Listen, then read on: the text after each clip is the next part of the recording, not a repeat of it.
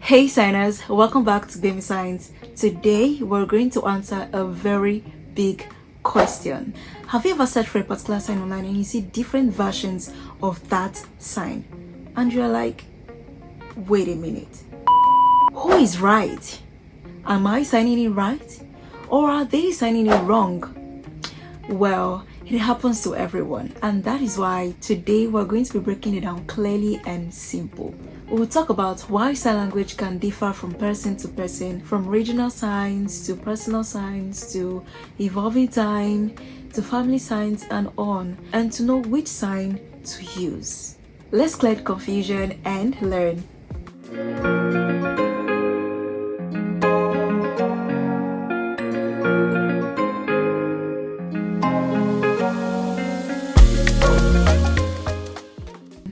One, we have regional variations. So this means every region has that particular sign.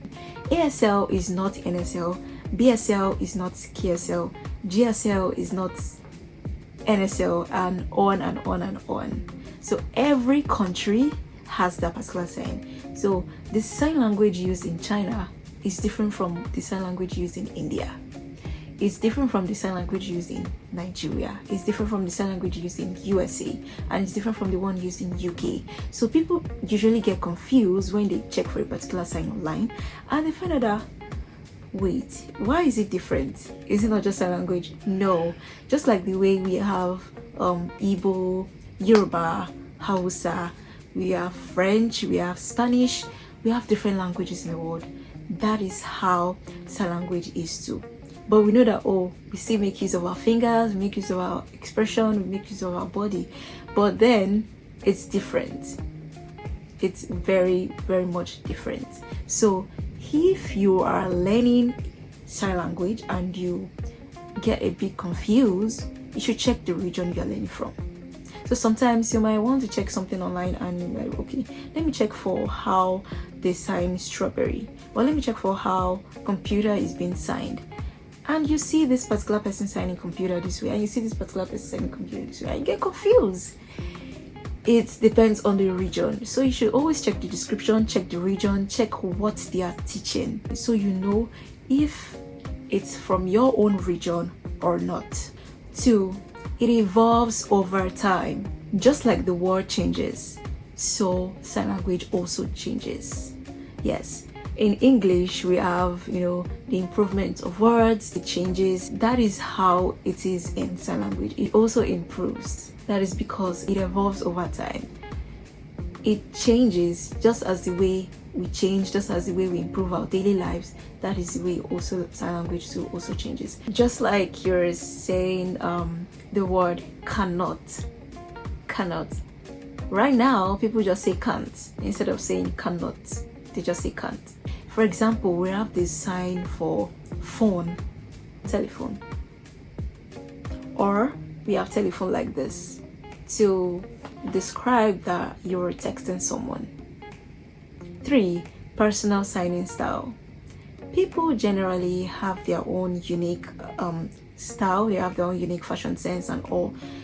It also boils down to them as a person. They have their own personality. Even your twin brother cannot be you. So everyone has what works for them. Some people, when they're signing, they make sure they sign really, really slow. Let's say you're signing banana, for instance, and you'd be like B-A-N-E. They sign everything slow for you to grab what you're trying to say. But some people, they sign it really fast. Banana, and you might not even get to know what they're trying to say. So it depends on the personality of the person. Some people, when they're signing, they make sure to add all the expressions. They add everything, from the facial expression to the body language.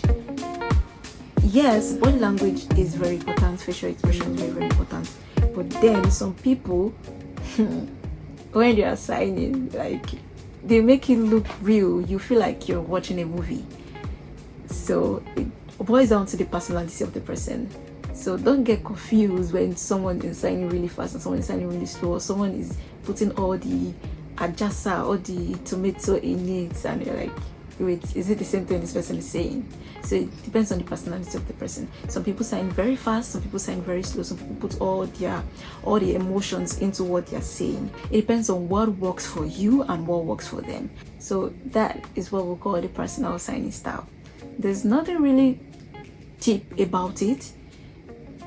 It's just how someone portrays their character in what they do. When you get to get close to someone, you get to know, oh, this is how this person behaves, this is how this person acts. So it's not something that's deep or that serious.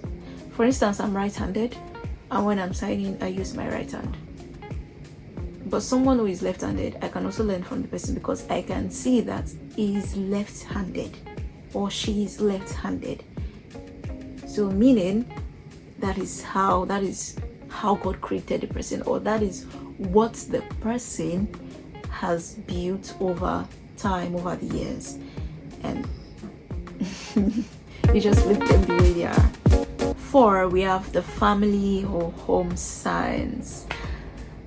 This is quite similar to the personal style, because family is when a group of people come together and we have some characteristics that you can pick. There are some similar attributes that you can pick from the siblings. So similar to personal style, but it doesn't really define the personality of the person. You just see that a certain group of people sign that particular way. For instance, we have different languages, we have different accents. That is the same way we have family signs. It's just something that people get to know over time. By the time you have your sibling in the same school, or you are going to the same church, you don't need to tell everybody that, oh, that is my brother. To just find some attributes in you guys. Physical attributes can be the hair, it can be the eyes, it can be the way you walk. And when it comes to sign language, it is the way you communicate.